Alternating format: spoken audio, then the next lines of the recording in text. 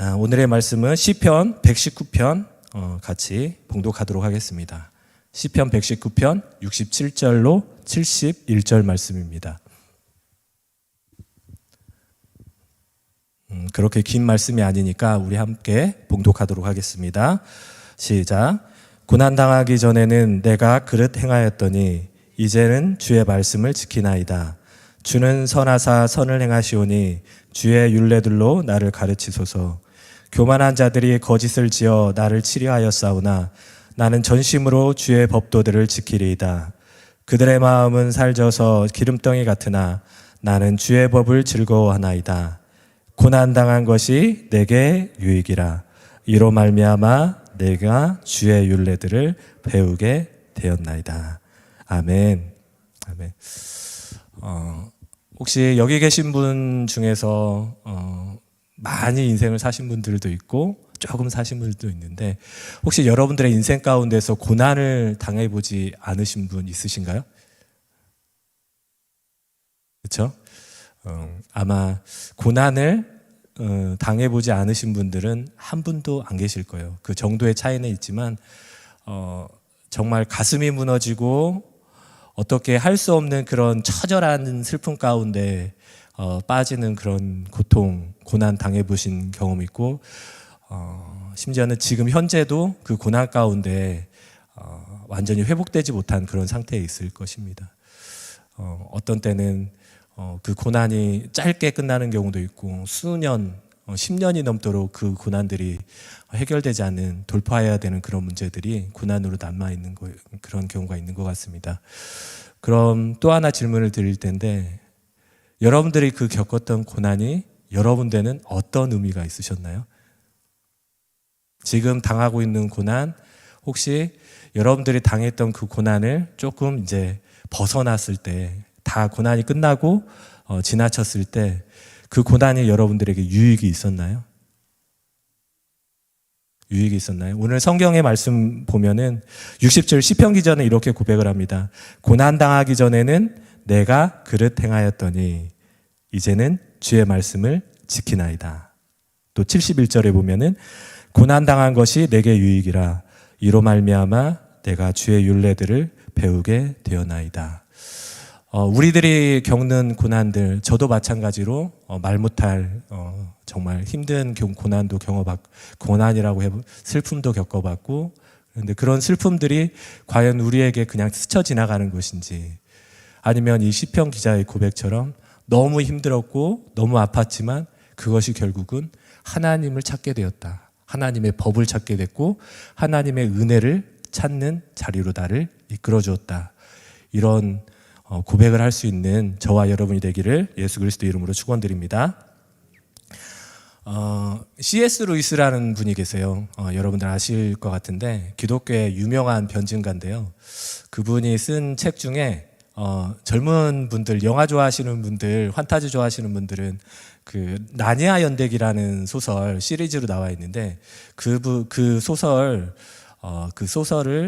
지었던 저자이시기도 하고 기독교 서적으로는 순전한 기독교, 그리고 제가 오늘 소개시켜드리고 싶었던 스크루테이프 편지라는 그런 책들을 쓴 유명한 기독교의 변증가입니다. 정말 어려운데 뭔가 그럴듯하고 읽어보면은 심오한 깨달음이 있는 것 같고 제가 소개시켜드리고 싶은 책이 되게 짧아요. 스크루테이프 편지라는 건데 단행본이고 짧고 그렇게 긴 서적이 아니고 그게 어떤 책이냐면 스크루테이프라는 마귀가 있어요. 스크루테이프라는 마귀가 있는데 이 마귀는 약간 중간급, 조금 지도자급의 마귀예요. 그리고 이 지도자급의 마귀가 이제 신출내기 마귀로 들어온 자기 조카한테 마귀 짓을 하면서 어떻게 해야 되는지 그거에 대해서 31편의 편지를 쓰는 형식으로 그렇게 책을 쓴 책이 바로 스크루테이프의 편지라는 책인데 거기에서 뭐라고 되어 있냐면 환자라는 표현을 써요. 네가 환자를 그렇게 대하는 것은 잘못됐다. 그 환자는 누구냐면 예수님을 믿는 사람들을 거기에서 환자로 표현을 하더라고요. 그리고 또 원수가 거기에 원수라고 표현이 되어 있는데 그들이 말하는 원수는 누구겠습니까? 예수 그리스도.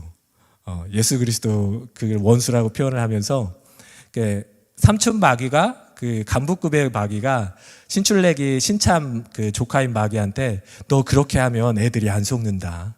애들이 안 속고 그 병에서 그 예수님을 믿는 그 믿음을 걔네들은 병이라고 그 병이라고 표현을 해요. 그래서 걔네들 병을 고쳐줘야 된다.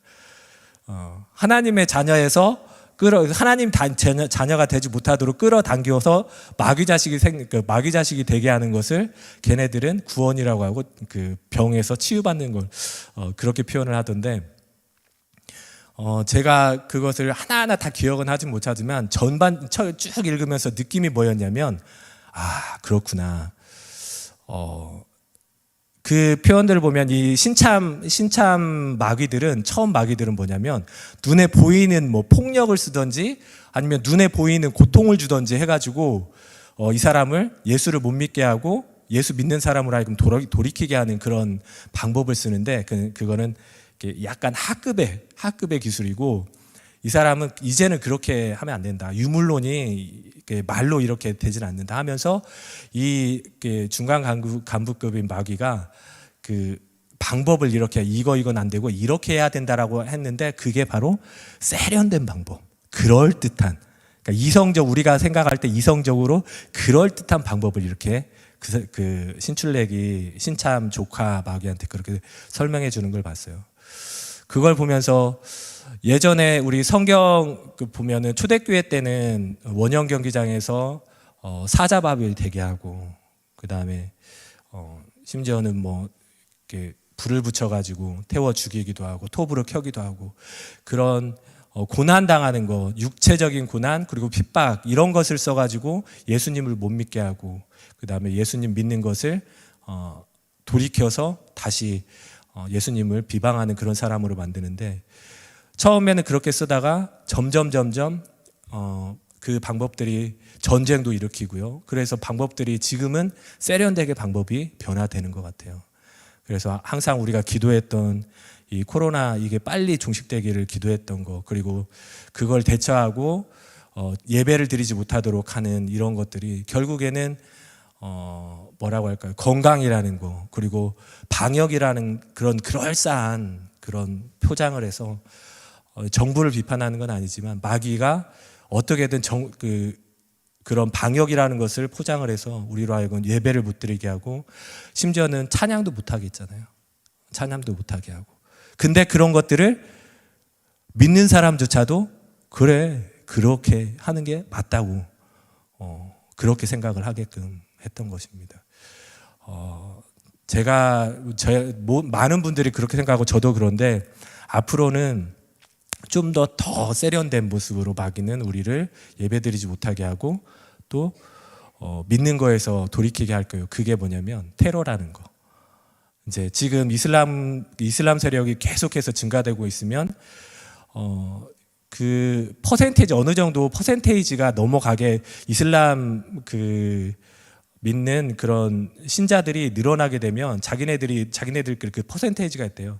한 국가에서 몇 퍼센트가 넘어가면 몇 퍼센트까지는 그냥 착한 이웃 그리고 선한 이웃, 모든 종교를 허용하는 이웃이 되다가 어느 정도 수준이 올라가면 그때부터는 그 사람들의 가르침에 따라서 알라를 믿지 않는 사람들은 죽여도 죄가 안 되는 그런 아마 테러를 일으킬 것이다. 그래서 세계 곳곳에서 일으키고 있는 IS나 이런 극진 이슬람 세력들이 일으키고 있는 이유가 뭐냐면 사람을 미워해서가 아니고 걔네들의 경전에 그렇게 돼 있어요.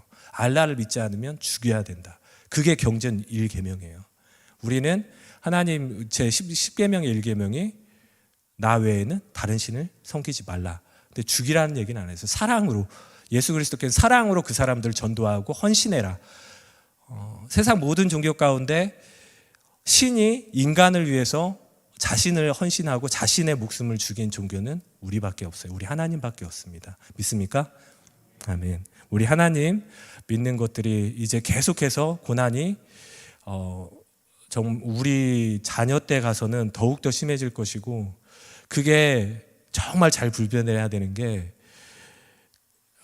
대부분의 사람들, 크리스찬들조차도, 신앙생활 하는 사람들조차도 그건 타당해. 우리 교회에 나와서 예배 드리는데 방역 지키는데 200명, 150명 그 제한하는 거 타당해.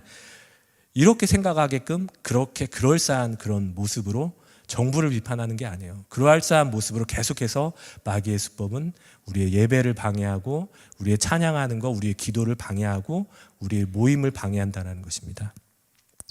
오늘 저와 여러분들이 나누고 싶은 그 말씀은 마귀들이 많이 쓰는 그런 전통적인 방법 중에 과연 여러분들 모두에 말씀드렸던 그 고난이 여러분들이 지금 현재 통과하고 계시고 지금 이제 막 고난이 시작되시는 분들, 고난을 겪고 잘 마무리하신 분들, 이 고난을 하나님께서는 어떻게 말씀하고 계시고 이 고난을 우리가 어떻게 통과를 해야 되는지에 대해서 성경 구절을 찾아보면서 같이 나누는 시간이 갖도록 하겠습니다. 제가 한 주간 동안 그 설교를 준비하면서 고난에 대해서 묵상을 할 때 잘은 알지 못하지만 한 사람이 떠올랐어요. 한 사람이 떠올랐는데 여러분 잘 아시는 이어령 형제님이십니다. 형제님이라고 해도 되나요? 89세 2월 26일 날 별세하셨는데 형제님이라고 저는 부르고 싶고요. 믿음의 형제님. 이어령 형제님께서 89세의 나이로 올해 2월 26일 날 별세를 하시면서 이분은 여러분들이 한 번쯤은 들어봤을 거예요. 사람들이 뭐라고 하면 이 시대 최고의 지성이다 이렇게 얘기를 하시고 그 다음에 석학이다. 이 시대에 진짜 존경받는 석학이다. 이분의 양력을 잠깐 소개해드리면 뭐냐면 문화부 우리 성도님들 중에도 문화부 그 문체부에 근무하시고 계신 분이 있는데 초대 문화부 장관이셨고요. 1956년에 서울대 국문학과 학사 석사를 졸업하셨고 박사까지 단대에서 박사까지 하셨어요. 1956년이면 이때 서울대를 나왔다고 하면은 정말 얼마나 부유했는지는 잘 모르겠지만 어쨌든 뛰어난 그런 지식인인지 알 수 있었고 서울신문, 한국일보, 경향신문, 중앙일보, 조선일보 논설위원이었어요. 우리가 논설위원 하면은 그 신문의 그 색채를 명확하게 드러나는 게 논문, 그 사설이지 않습니까? 그 사설 논설위원이었어요. 그렇다고 본다면은 대표적인 그런 신문 모든 우리가 알만한 그런 신문의 논설위원이었어요. 그리고 이화여대 석좌 교수였고 금관문화훈장까지 수여한 그런 분이십니다. 또 이분의 가족은 어떠냐면 부인은 문학관의 관장이셨고요. 장남은 우리 예술 쪽에 서울대라고 하는 한예종이죠. 한예종의 교수님이세요. 그리고 차남은 또 대학교 교수고요. 또 여러분들이 잘 아실 만한 장녀 이민아 목사님이셨는데 이분은 이화여대 영문학 학사였어요. 영문학 학사였는데 3년 만에 영문학도 끝내고 불문학도 끝냈어요. 3년 만에 그렇게 두 개의 전공을 끝내고 미국으로 유학을 갑니다. 미국을 유학을 가서 그저 그렇게 유학을 한 게 아니라 미국 캘리포니아주 LA 지역 부장검사였어요. 우리나라에서도 검사하면 좀 권력에 좀 가까이 있는 사람이잖아요.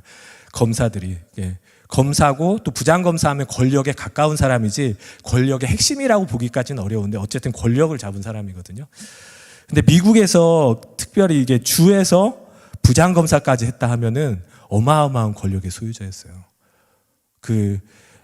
수재였고 3년 만에 그 두 개의 전공을 끝내고 미국 가가지고 로스쿨 나와서 부장검사까지 한 뛰어난 정말 부모들에게는 더할 나위 없이 자랑스러운 그런 딸이었죠. 그리고 전 과목 모두 A학점 받았고 조기 졸업하고 미국 유학 가서 그렇게 했습니다.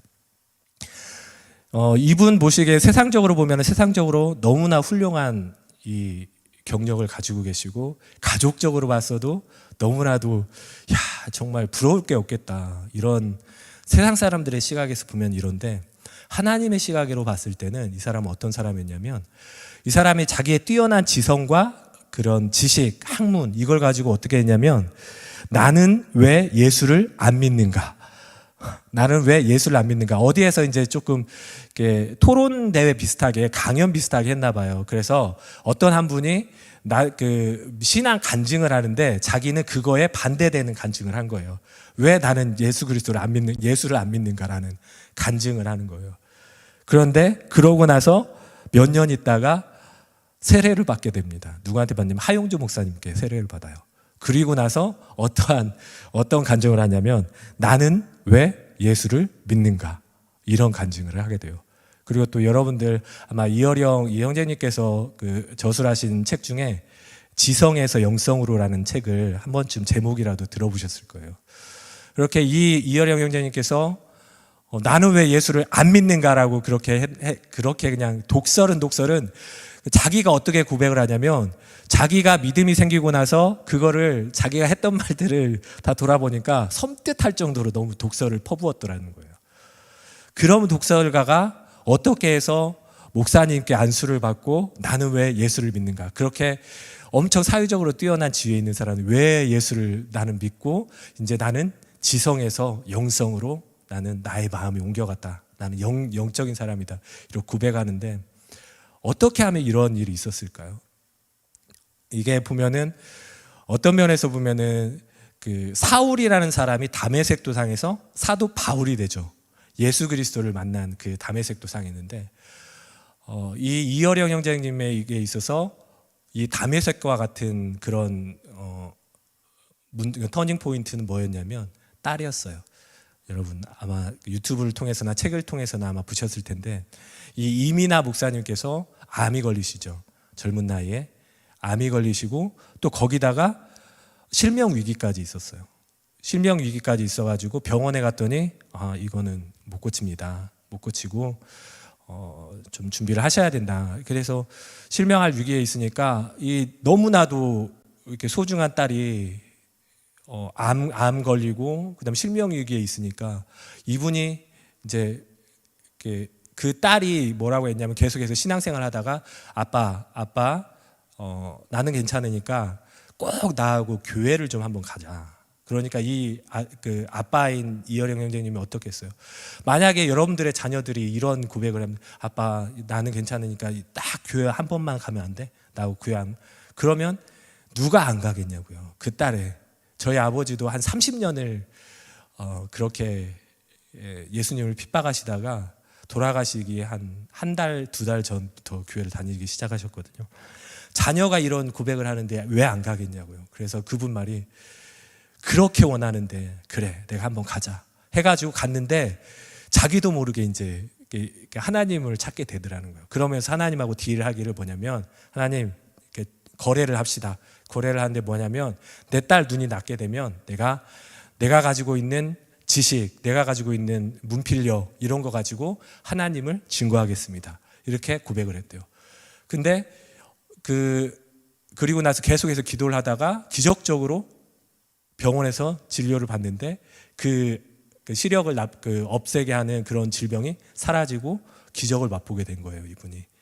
그랬더니 이제 다시 생각이 나가지고 이거 내가 잘못 거래를 한 것 같다 이렇게 생각이 들어가고 하다가 그래서 이제 이분이 교회에 처음 들어가기 시작하고 교회에 발을 처음 듣기 시작하고 하영주 목사님께 세례까지 받게 되고 보통 이렇게 되면 하나님께 돌아왔으면 이렇게 고난이 끝나야 되잖아요. 근데 세례를 받고 한 3년이 지나고 나서 큰 손자가 죽게 됩니다. 죽게 되는데 이 큰 손자가 누구 손자냐면 그 아까 말씀드렸던 이민아 그 목사님의 첫째 아들이에요.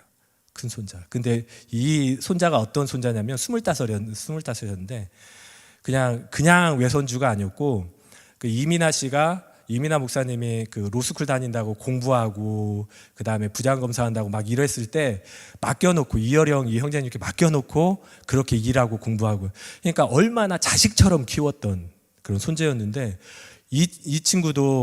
이분도 이 손주도 너무 뛰어나서 버클리대에서 로스쿨을 준비하기 위해서 공부를 하고 있었어요. 25살에.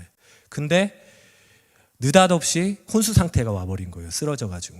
그래가지고 19일 만에 하늘나라를 갔다고 하더라고요. 이분이 세상적으로는 뛰어나고 훌륭한 그런 커리어를 가지고 인생을 잘 살아왔다고, 아마 이분의 신앙이나 이런 삶을 몰랐던 분들은 그렇게 생각하실 수 있지만, 이분의 삶 가운데서도 가진 고통이 있었고, 결국에는 이분이 돌아가실 때는 신앙인으로서, 그리고 하나님을 증거하는 사람으로서 돌아가셨겠죠. 돌아가셨죠. 그 하나님께 돌아갔던 그 다메섹과 같은 일이 뭐였냐면, 자기 하나밖에 없는 딸, 그리고 정말 사랑하는 손주, 그 사람들의 죽음이 있었고요, 시련이 있었고, 그거를 통해서 하나님을 찾게 되는 그런 경험을 하게 되는 것입니다. 우리가 고난을 얘기를 하면은 성경 속에서도 많은 고난을 찾게 되죠. 뭐 고난의 대표자라고 하면은 구약 성경에서는 욥을 들 수가 있죠. 성경을 찾아보도록 하겠습니다. 욥기 1장 1절에서 3절까지 말씀 한번 같이 빠른 속도로 한번 읽어볼까요? 시작. 우스 땅에 욥이라 불리는 사람이 있었는데 그 사람은 온전하고 정직하여 하나님을 경외하며 악에서 떠난 자더라. 그에게 아들 7과 딸 3이 태어나니라. 그의 소유물은 양이 7,000마리요, 낙타가 3,000마리요, 소가 500결이요, 암나귀가 500마리이며 종도 많이 있었으니 이 사람은 동방 사람 중에 가장 훌륭한 자라.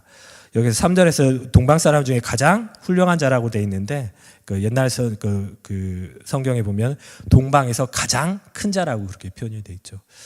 욥은요, 여러분들이 잘 아시듯이 어느 하나 흠잡을 데 없는 사람이었어요. 온전하고 정직하고 하나님을 경외하고 악에서 떠난 사람이었어요. 무결점인 사람이었죠. 그래서 축복도 받았어요. 어떤 축복? 재물의 축복도 받았고 자녀들의 축복, 아들 7에 딸 3까지. 이런 훌륭한 사람이었고 정말 뛰어난, 그리고 축복을 많이 받은 믿음 있는 그런 사람이었는데, 이 사람에게 고난이 닥쳐오죠. 여러분이 잘 아시는 고난입니다. 한두 가지의 고난이 아니고 자기가 가졌던 모든 것을 잃게 되는 고난이죠. 자기의 7 아들과 딸이 한날에 다 죽어버리고, 자기의 모든 소유물이 다 도적들에게 다 탈취를 당해버리고, 자기 하나밖에 없는 그런 몸뚱이도 그 질병에 걸려가지고 기와장으로 뜩뜩 긁고 있고, 부인까지도 마지막에는 차라리 하나님을 욕하고 그냥 죽어버려라, 그렇게 할 정도로. 우리 삶 가운데 욥과 같은 고난을 당하시는 분이 혹시 계신가요? 저는 저의 믿음으로는 욥과 같은, 하나님이 욥과 같은 고난은 안 주시리라고 저는 확신을 해요. 왜 확신을 하냐? 저는 욥 같은 믿음이 없거든요. 저는 욥 같은 믿음이 없기 때문에 욥 같은 고난을 주시지 않으리라고 저는 하나님께 확신합니다. 근데 우리가 옛말에 그런 말이 있잖아요. 남의 그 큰 질병보다 내 발 밑에 작은 그 모래가 끼어가지고, 아니면 손톱 밑에 가시 박힌 것이 더 아프다고 하잖아요.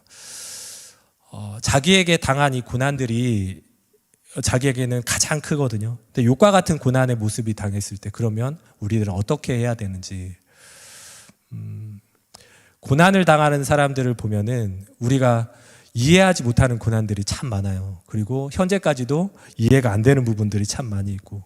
그러면 여러분들은 이 고난들을 지금 혹시 겪고 계신 분들은 어떤 모습으로 이 고난들을 겪고 계신가요? 통과하고 계신가요? 아니면 과거에는 어떠한 모습으로 통과하고 계셨나요? 우리의 욥의 모습을 보면서 다 함께 어떻게 이 고난을 통과해야 되는지 한번 묵상하도록 하겠습니다. 욥기 21장 21절 잘 아시는 말씀 한번 같이 봉독하겠습니다. 한번 읽을까요? 시작. 이르되 내가 모태에서 알몸으로 나왔사온즉 또한 알몸이 그리로 돌아가올지라. 주신 이도 여호와시요 거두신 이도 여호와시오니 여호와의 이름이 찬송을 받으실지니이다. 아멘. 여러분, 이런 고백을 하실 수 있으시겠습니까? 저는 고난당할 때, 저 스스로에게 고난이었을 때는 기도가 안 나오더라고요. 그렇죠? 기도가 안 나와요. 그러니까 죄송한 말씀이지만 혹시 주위에 고난 겪고 계신 분들한테 기도하라는 말 하지 마세요. 기도를 해주세요. 그럴수록 찬양하고 기도해야 돼. 당신이 당해보세요. 절대 기도가 안 나와요. 고난당하면 기도가 안 나와요. 그냥 주여 소리밖에 안 나오죠. 그냥 눈물밖에 안 나오죠.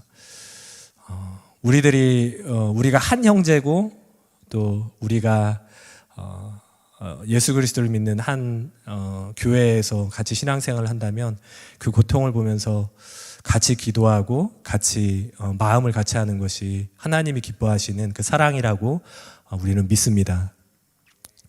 그런 고난을 당하시는 분들이 있는데 욥은 그 고난을 당했을 때 자기가 가지고 온 것이 없다라는 사실을 철저하게 인정을 했습니다. 여러분들 혹시 고난을 당하고 계신 분 중에 이것이 내가 이루었다고 생각하시는 게 있으실까요? 아니면 과거에 그런 고난을 당했을 때 지나쳐 보면은 하나님께서 주시지 않은 것은 아무것도 없었던 것 같아요. 그렇죠? 우리가 고난이라고 뺏겼던 거, 그리고 우리 실수로 잃어버렸던 모든 것들이 하나님이 주시지 않은 것은 아무것도 없었던 것 같아요. 그래서 우리가 너무 낭망하고 실패하고, 저는요 부끄러운 얘기지만 시험을 엄청 떨어져 봤어요. 엄청 떨어져 봐가지고 제가 이제 얘기를 하는데 한 250문제, 300문제 정도 되는데 거기에서 딱 한 문제 차이로 1년을 허비해야 되는 그런 적도 있었어요. 저는 채점을 했을 때는 제가 분명히 합격을 했거든요. 제가 가채점을 했을 때. 근데 발표를 하고 나니까 한 문제 차이로 떨어진 거예요. 제가 그때 그 발표 명단에 신림동 그 벼랑이 붙는데 발표 명단에 제 그게 이름이 없는 거 보고 방에 와가지고 정말 많이 울었어요. 정말 많이 울었는데 그게 고난이었나? 잘 모르겠네요. 정말 많이 울었어요. 그때만큼 울었던 적이 없었어요. 더 울기도 했죠. 욥은 이런 모습으로 잃지 않았어요. 아마 이거는 그 욥이 그 10명의 자녀들을 바로 잃어버렸을 때 그 초기에 이런 고백을 했거든요. 막 하인들이 와가지고 막 도적이 와가지고 뭐 주인님의 물건을 다 훔쳐가 버렸습니다. 그리고 또 어떤 하인님 또 어디 땅에 있는 당신의 재물 다 훔쳐가 버렸습니다. 그리고 결국에 와서는 당신네 자녀들이 다 뭐 무너져서 죽고 다 죽어버렸습니다. 해가지고 자기 옷을 다 찢고 재뿌리면서 내가 적신으로 이 땅에 왔는데 하나님 주신 자도 하나님이시오 취하신 이도 여호와시니 여호와 이름이 찬양을 받으실지니이다. 처음에는 그럴 수 있어요. 왜? 정신이 없으니까. 막 충격을 받으니까 믿음으로 그럴 수 있어요. 근데 여러분 하루가 지나고 이틀이 지나고 한 달이 지나고 두 달이 지나가면 그게 이제 다가오죠. 그 마음의 슬픔이. 그런데 욥은 그 엄청난 그 고난을 당하고 나서 처음에 그렇게 믿음의 고백을 했지만 그 중간에 계속되는 자기 몸을 뜩뜩 긁어가면서 그 친구들 가운데서 그냥 나를 위로해 준답시고 왔는데 힐난하고 있는 하나하나 너 잘못했으니까 하나님께 회개해, 하나님께 돌아가, 그러면 다시 치유해 주실 거야. 내가 생각하기에는 잘못한 게 없는 게. 그 중간에 그 욥의 고백을 한번 보도록 하겠습니다. 욥 23장 8절에서 10절까지의 말씀입니다. 욥기 23장 8절에서 10절까지의 말씀 한번 같이 읽겠습니다. 시작. 그런데 내가 앞으로 가도 그가 아니 계시고 뒤로 가도 보이지 아니하시며 그가 왼쪽에서 일하시나 내가 만날 수 없고 그가 오른쪽으로 돌이키시나 배울 수 없구나. 그러나 내가 가는 길을 그가 아시나니 그가 나를 단련하신 후에는 내가 순금같이 되어 나오리라. 아멘. 하루가 지나 이틀이 지나 한 달이 지나 계속해서 자기의 모든 것을 잊어버리고 그 사랑스럽던 그 10명의 딸과 아들들이 재산을 잃어버릴 수는 있어요. 그렇잖아요. 그렇죠? 재산을 잃어버릴 수. 여러분들 자녀에게 어떠한 일이 발생할래? 아니면 여러분들이 가지고 있는 아파트를 포기할래? 뭘 선택하시겠어요? 당연히 아파트 포기하죠. 그렇죠? 아니신가요? 당연히 아파트 포기하죠. 제가 중등부나 고등부 때 얘기를 한 적이 있어요. 제가 애들한테 물어봤어요. 야, 있잖아. 너희 부모님이 있잖아. 만약에 너희들을 버리면, 너희들을 버리면 63빌딩, 아니 지금 가장 높은 빌딩이 제2 롯데타워 있죠. 그걸 준다고 했을 때 너희 부모님이 그 제2 롯데타워를 가질까 아니면 너를 선택할까? 애들이 뭐라고 하는 줄 알아요? 아세요? 이거는 부모님들에 대한 신뢰가 달려 있어요. 제가 고등부에서도 물어보고 중등부에서도 물어봤거든요. 단 한 사람도 이 제2 롯데월드를 선택할 거라고 얘기하는 애들이 없었어요. 속고 있는 거죠? 애들이 속고 있는 거예요. 그렇죠? 여러분들에게 제2 롯데타워가 우리 자녀가 없으면 그게 무슨 소용이 있습니까? 그렇죠? 자녀를 키우는 입장에서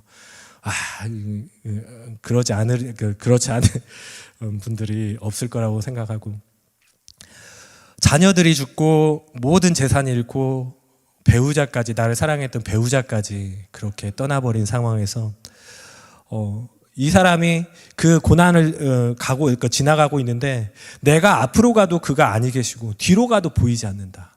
그 고난을 통과하는 가운데 하나님이라는 분이 느껴지지 않았다라는 거죠.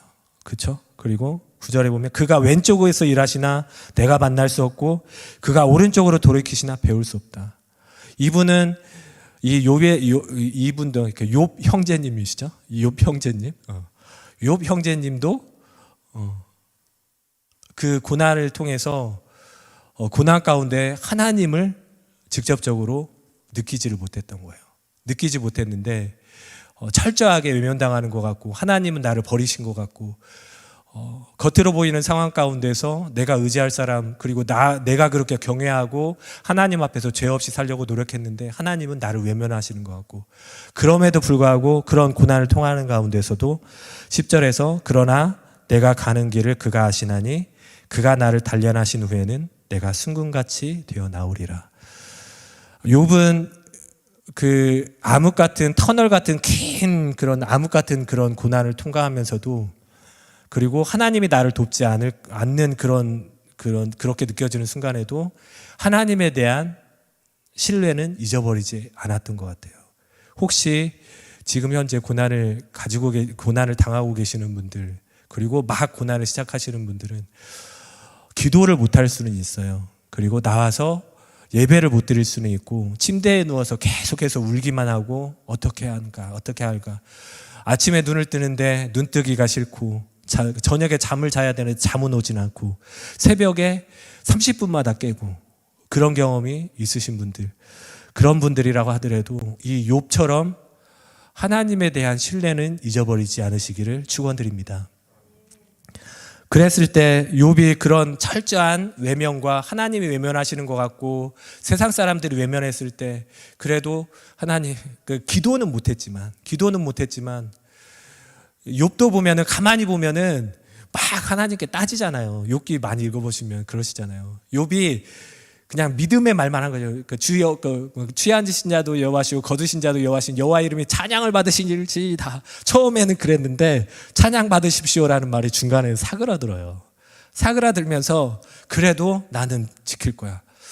그런 걸 보면은 믿음은요, 저의 안사람이 그 얘기를 많이 하는데, 믿음은 의리인 것 같아요. 누구를 향한 의리냐면 하나님을 향한 의리. 하나님을 향한 의리인데, 제발 여러분 하나님을 향해서 의리를 저버리지 않으시기를 축원드립니다. 토요일 날 나와서 대청소하시기 바랍니다. 의리를 저버리지 않는 거. 기도는 못하고 찬양은 못하고 예배는 못 드리지만 그래도 하나님, 살아계신 하나님, 내가 비록 욥이 이 당시에 자기가 마지막에 나오는 것처럼 회복되는 것을 믿을 수 있었을까요? 바랄 수 있었을까요? 저는 그렇지 않다고 봐요. 하나님이 회복해 주실 거야. 그리고 나의 자녀들을 더 아름다운 자녀들로 주실 거야. 그런 믿음으로 이걸 버텼을까요? 아니요. 저는 그렇지 않다고 봐요. 철저하게 자기 기쁨 가운데, 슬픔 가운데 빠졌지만 자기가 될 거라고는 생각도 못하는 상황이었어요. 그렇지만 그 마음만큼은 하나님에 대한 의리, 하나님에 대한 신뢰만큼은, 나를 회복하시지 않을 수는 있지만 그래도 나는 이 하나님을 버릴 수는 없어. 믿음이 뭘까요? 제가 종종 이렇게 가끔씩 이상한 생각이 들어요. 이상한 생각.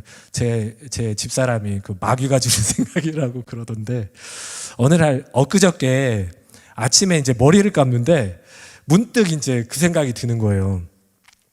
만약에 사람에게 사망이 없었다면, 사람에게 죽음이 없었다면, 그러면 아담 때부터 죄를 짓고 나서부터 사망이 우리에게 들어왔잖아요. 사망이 우리에게 들어왔는데, 만약에 사망이 없어지면, 그러면 지금부터 태어난 사람들은 사망이 없는데, 그러면 그 사람들은 어디에서 사는 거야? 지금은 70억의 인구인데, 태초부터 아담 할아버지부터 계속 이브 할머니부터 해가지고 사망이 없이 계속 산다고 한다면 도대체 어디에서 살아야 되는 거냐 이거죠. 어디에서 살아야 돼요? 그러면서 어디까지 들어갔냐면, 내가 지금 잘못 믿고 있는 건가? 이런 생각까지 드는 거예요. 저는 이렇게 이제 생각하고 고민하는 거, 제가 신앙적으로 이렇게 많은 성경을 알고 싶지가 않아요. 알고 싶지가 않은데, 정말 중요한 말씀들은 정말 저는 느끼고 싶고 알고 싶고 경험하고 싶은 마음이 있거든요. 그러니까 그런 물음이 생기다 보니까 막 하다 보니까 그런 생각이 드는 거예요. 그러면 제가 스스로에게 물었어요. 그러면 너 믿음을 포기할래? 그런 믿음이 들어가는 거예요. 아니, 나 그럴 수는 없어. 그럴 수는 없어. 라는 그 결론에 도달하고, 그러면서 주시는 말씀이 뭐냐면, 마음에 드는 말씀이, 예수님의 시대 때 뭐라고 하냐면, 그 말씀 중에, 부활이 없다고 하는 사두개인이 와서 7명의 형제들이 죽은 얘기가 나오잖아요. 형사취수제라고 그 얘기하면서 예수님을 시험하려고 와가지고, 예수님 그래가지고 다 그 여자를 취했는데, 나중에 천국에 가서는 누가 그러면 지아비가 될까요? 그러니까 예수님께서 뭐라고 하냐면, 너희가 성경도 하나님의 나라도 하나님의 능력도 알지 못하여서 오해하였다. 천국에 가면 모든 사람들이 천사와 같고, 그러니까 사람들이 생각할 수 있는 그 지식의 한계밖에 생각이 안 드는 거예요. 그러니까 여러분들이 혹시 그런 생각이 들 수 있어요. 만약에 그러면 어떻게 돼요? 그리고 그 얘기들을 저 스스로에게 했던 그 질문들 가운데, 그거는 제가 가지고 있는 지식의 한계거든요. 하나님은 그런 분이 아니시거든요. 거기에 한정되는 분이 아니시고, 그게 내가 만약에 그 생각대로, 제 생각대로 그게 풀어지지 않는다고 믿음을 저버리게 되면, 결국은 하나님은 인간의 한계밖에 안 된다라는 그거밖에 안 돼서 결국 믿음을 등지게 되는 거죠. 하나님은 우리의 생각과 지식과 경험을 초월하시고 모든 세상과 인간을 창조하신 분인 것을 믿습니다. 아멘. 그분을 믿고 우리가 이해되지 않고 영적인 것을 여러분들이 얼마나 아세요? 저도 저에게 질문하는 거죠. 영적인 것을 여러분들이 다 알지 못해요. 여러분들의 지식으로 한계를 짓지 마시고요. 성경에 나와 있으면, 기준은 뭐냐? 성경에 나와 있는 거예요. 성경에 나와 있는 대로 믿으시고, 여러분들 그게 믿어지세요? 동정녀가 아이를 낳았다? 믿어지세요? 이게 안 믿어지면요, 신앙을 버리실 거예요? 이 믿음을 달라고 하나님께 구해야죠. 구하고, 하나님은 분명히 말씀을 하셨어요. 우리에게 그거를 설명하고 우리의 지식으로는 이해가 안 가죠. 동정녀가 어떻게 아들을 낳아요? 여러분들은 보이는 것, 그리고 우리가 느껴지는 것이 아니라 보이지 않고 보이지 않는 것을 믿는 그런 믿음의 사람들입니다. 저와 여러분은. 하나님께서 말씀하신 그 말씀을 믿고 말씀대로 세상을 창조하셨다는 것을 믿고, 동정녀가 성령으로 잉태돼서 이 땅에 우리 죄를 위해서 오셨다는 것을 믿는 것이 우리의 믿음입니다. 우리가 설명은 할 수는 없지만, 우리가 이해는 할 수는 없지만, 하나님은 모든 것을 질서 가운데서 이루시고 질서 가운데서 만들어 가시고 우리를 다스리신다는 거죠. 그것을 믿는 것이 우리의 믿음입니다. 욥은 자기의 고난과 그리고 자기가 당하는 이런 고통들, 외면함들을 이해하지 못했을 거예요. 그렇지만 하나님을 떠나지는 않았어요. 고통 가운데에서도. 그랬더니 어떻게 됐냐면 욥기 42장 3절에서 5절까지 여러분 잘 아시는 말씀입니다. 한번 같이 읽도록 하겠습니다. 시작. 무죄한 말로 이치를 가리는 자가 누구이니까 나는 깨닫지도 못한 일을 말하였고 스스로 알 수도 없고 헤아리기도 어려운 일들을 말하였나이다. 내가 말하겠사오니 주는 들으시고 내가 주께 묻겠사오니 주여 내게 알게 하옵소서. 내가 주께 대하여 귀로 듣기만 하였사오나 이제는 눈으로 주를 배움나이다. 아멘. 욥은 그 고난 가운데서 자기가 이해하지 못하고 이해할 수도 없고 도대체 자기는 동의할 수도 없는 처절하게 억울한 상황 가운데 있으면서도 그래도 하나님은 나의 창조주시다 라는 그 믿음, 그리고 하나님에 대한 그 의리만큼은 저버리지 않고 신뢰만큼은 저버리지 않는 그 믿음을 가지고 있었고, 결국에는 어떻게 됐냐면 하나님께서 회복하시면서, 결국에는 회복하기 전이죠. 이 고백이 회복하기 전이었고, 이 욥은 하나님께서 자기에게 응답해 주신 것만으로 그냥 하나님을 인정을 해버렸어요. 인정하면서 뭐라고 하냐면, 내가 주께 대하여 그동안에는 귀로만 듣고 귀로 듣기만 하였사오나 이제는 눈으로 주를 배움나이다. 저와 여러분은 우리가 이해하지 못하는 일들이 발생할 수 있고 고난이 발생할 수 있습니다. 그렇지만 우리가 이해하지 않는다고 해서 하나님을 등지지 마시고요. 우리가 통과하는 것이 너무 슬프고 힘들다고 하되 등지지 마시고 하나님에 대한 의리, 그리고 하나님은 반드시 하나님은 나를 구원해 주실 거야. 나의 상황이 옛날보다 더 옛날만큼 회복되지 않아도, 그리고 나의 상황이 세상 사람들이 보는 재물의 축복, 많은 축복들을 받지 않는다고 하더라도 하나님은 나를 버리지 아니하실 거야. 하나님은 나에게 응답하실 거야. 이때 내가 듣기만 했으나 이제는 주님을 본다고 고백한 건 아까 말씀드렸지만, 이 욥에게 자녀가 10명, 정말 아리따운 자녀가 생기고, 그리고 그 갑절의 그 축복, 재물의 축복을 받기 이전이었어요. 이 욥은 하나님께 음성을 받는 거, 하나님께서 나를 기억하고 계셨구나, 하나님께서 나를 잊지 아니하셨구나, 내가 그렇게 앞으로 가도 보이지 않고 뒤로 가도 뭔가를 하시지 않는 것 같은데 하나님은 나를 다 보고 계셨구나, 그것만으로 이 사람은 모든 상처가 회복이 돼버린 거죠. 우리들이 당하는 고난, 그리고 우리들이 당하는 고초들, 이런 것을 회복시킬 수 있는 거는 여러분 재물이 아니고요, 잃어버린 재물이 아니고요, 우리 자녀의 나음이 아니고, 그 가운데 고난 가운데서도 하나님께서 우리와 함께 하신다라는 거, 그것이 우리를 회복시키실 수 있습니다. 우리의 재물이 우리가 잊어버린 걸로 그게 그냥 끝날 수 있어요.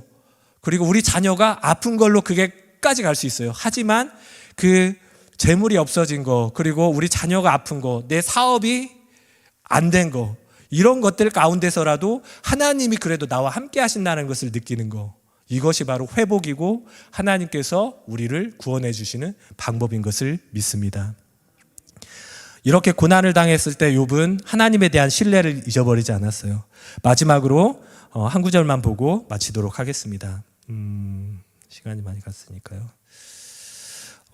이사야서 53장 7절만 읽도록 하겠습니다. 이사야서 53장 7절. 예수님께서 당하는 이 고난, 이 예수님은 우리 인류를 구원하기 위해서, 저와 여러분들을 구원하시기 위해서 십자가의 모진 고통, 십자가의 고통은 인간이 육체로 당할 수 있는 최고의 고통, 극치의 고난입니다. 아픔이죠, 고통이죠. 이 고난을 당하시러 가시는 것을 알고 계셨어요. 그럼에도 불구하고 이사야서 53장 7절 어떻게 표현되어 있냐면 함께 읽도록 하겠습니다. 시작. 그가 곤욕을 당하여 괴로울 때에도 그의 입을 열지 아니하였으며 마치 도수장으로 끌려가는 어린 양과 털 깎는 자 앞에서 잠잠한 양같이 그의 입을 열지 아니하였도다. 아멘. 예수님께서 이 고난을 통과하는 방법은 이 고난을 고스란히 몸으로 당해내셨다는 거죠. 혹시 여러분 고난을 통과하고 계시는 분들 계신가요? 뭔가 해결해야 되는데 그 실마리를 찾지 못하고 계신 분 계신가요? 그리고 영적으로 뭔가를 갈급한데 해결받지 못하시는 분 계신가요?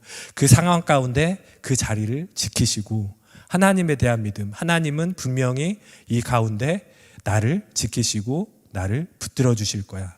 그 믿음 잃지 않는 여러분이 되시기를 축복드립니다. 마지막이라고 했는데 한 구절만 더 볼게요. 시편 126편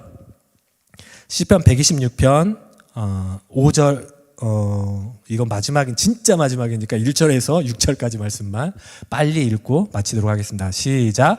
여호와께서 시온의 포로를 돌려 보내실 때에 우리는 꿈꾸는 것 같았도다. 그때에 우리 입에는 웃음이 가득하고 우리 혀에는 찬양이 가득 찼었도다. 그때 문나라 가운데에서 말하기를 여호와께서 그들을 위하여 큰 일을 행하셨다 하였도다. 여호와께서 우리를 위하여 큰 일을 행하셨나니 우리는 기쁘도다. 여호와여 우리의 포로를 남방 시내들 같이 돌려보내소서. 눈물을 흘리며 씨를 뿌리는 자는 기쁨으로 거두리로다. 울며 씨를 뿌리러 나가는 자는 반드시 기쁨으로 그 곡식단을 가지고 돌아오리로다. 아멘. 여기에서 씨를 뿌리고 단을 걷는다는 것이 우리가 진짜 파종하고 거기에서 곡식을 걷는 걸까요? 아니죠. 이 말씀은 시편 126편 말씀은 이스라엘이 바벨론 70년 포로 생활을 마치면서 돌아오는 길에 그 신앙 고백이거든요. 여기에서 눈물을 흘리며 씨를 뿌린다는 것은 믿음의 씨를 뿌린다는 거예요. 눈물을 흘리며 씨를 뿌리는 자는 내 삶이 고통스럽고 고난스럽고 힘든 상황 가운데 바벨론 포로 70년 그 모진 세월을 겪는 가운데 눈물을 흘리면서도 하나님을 잊지 않고 믿음을 뿌리는 자는 기쁨으로 하나님이 함께 하신다는 그 기쁨으로 거두리로다. 울며 믿음으로 씨를 뿌리는 나아가는 자는 반드시 기쁨으로 그 곡식단을 가지고 돌아오리로다. 아멘. 우리가 하나님에 대한 신뢰를 잊어버리지 않고 우리에게 닥치는 고난, 힘든 것 고스란히 믿음으로 받아내시고 믿음을 잃지 않고 하나님께 굳건히 서 있다면 그 눈물 흘린 거 하나님께서 갚아주실 것이고 반드시 욥이 마지막에 하나님의 음성을 들었던 것처럼 하나님이 그 고난 가운데 그 음성을 들려주시고 여러분들을 회복해 주실 것을 예수님의 이름으로 축원드립니다. 아멘. 이 시간 같이 기도하도록 하겠습니다.